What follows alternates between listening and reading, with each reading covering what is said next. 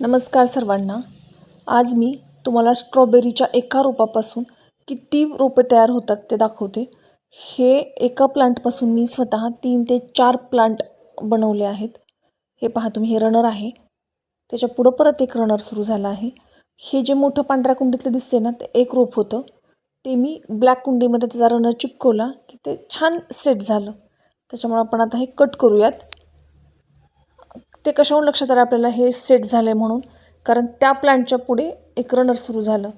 आता याला काय करूयात आपण, हा जो छान रनर फुटलेला आहे ना, पानं फुटलेले आहेत ना, ते आपण दुसऱ्या एका कुंडीमध्ये चिपकवून ठेवायचे. ते सेट झाले आणि त्याच्या पुढच्या रनरला अशीच पानं आले की ते आतासारखं आपण कट करणार आहोत.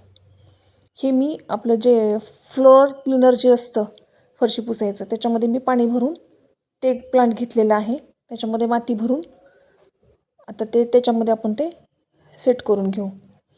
थोडंसं जागेचं मी ॲडजस्ट करते अगोदर.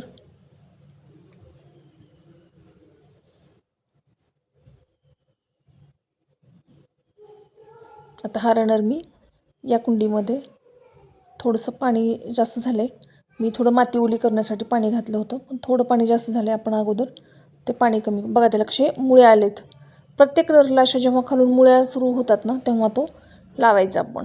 हे असेच आपण जे स्ट्रॉबेरीला साताऱ्यामध्ये किंवा महाबळेश्वरमध्ये जे प्लांट पाहतो ना, ते अशाच पद्धतीचे असतात. याच्यातलं पाणी थोडंसं कमी करू.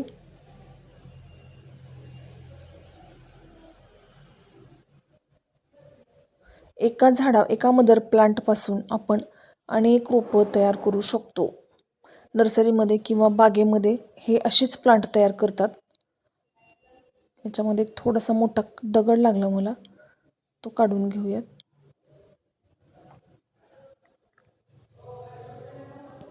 आणि आता हा रनर त्याच्यामध्ये मुळ्या त्याच्या खोचून घेऊ. त्याला पिन करतात काही लोक साईडला, पण त्याला पिन करायची गरज नाही आहे. आता मी हा लगेच तोडणार नाही. हा कधी तोडणार मी, जेव्हा हा पुढचा शेंडा जो आहे ना, हा असाच पानं याला 5-6 आले आणि त्याला खाली मुळ्या सुरू झाल्या की अलीकडलं मी प्लांट रनर कट करून टाकणार. तोपर्यंत याच्यातूनच याला अन्नद्रव्य मिळत राहणार आहेत. थोडंसे कोरडी माती कडेने टाकून घेते. हा सेट व्हायला काहीही वेळ लागत नाही, लगेच सेट होतो.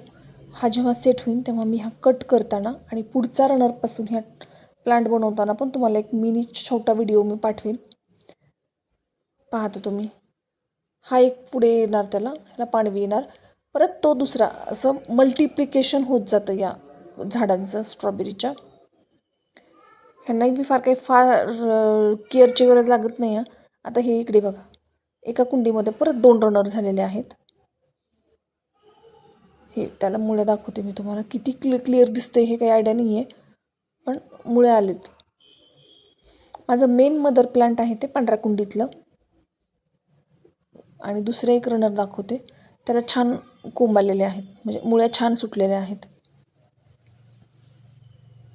हे पहा, म्हणजे हे एक नवीन प्लांट. असे आपण एका प्लांटपासून बरेच प्लांट तयार करतो. आता आपल्या या स्ट्रॉबेरीच्या प्लांटला ना, एक नोव्हेंबर-डिसेंबरमध्ये स्ट्रॉबेरी येतील आणि हे नवीन प्लांट पण आपले तोपर्यंत छान सेट होतील. तर हे कुठल्याही कुंडीमध्ये, बाल्कनीमध्ये, गॅलरीमध्ये, खूप छोट्याशा खिडकीमध्ये पण तुम्ही असे प्लांट वाढवू शकता. ह्याला फार केअरची गरज नाही लागत आणि एक आनंद मिळतो आपण स्वतः बनवल्याचा किंवा स्वतः प्लांट बनवून ग्रो केलेल्याचा. तर हे 5 ते 6 प्लांट तयार झाले माझे. बाहेरच्या कुंडीमध्ये पण मी 2 बनवलेले आहेत. तर हे 2 मी नेक्स्ट टाईम बनवेल. व्हिडिओ कसा वाटला नक्की सांगा. हे माझं दुसरं, आता हे मी तुम्हाला बऱ्याचदा दाखवलेलं आहे. चला भेटूयात आपण अशाच एका नवीन व्हिडिओमध्ये. तोपर्यंत बाय.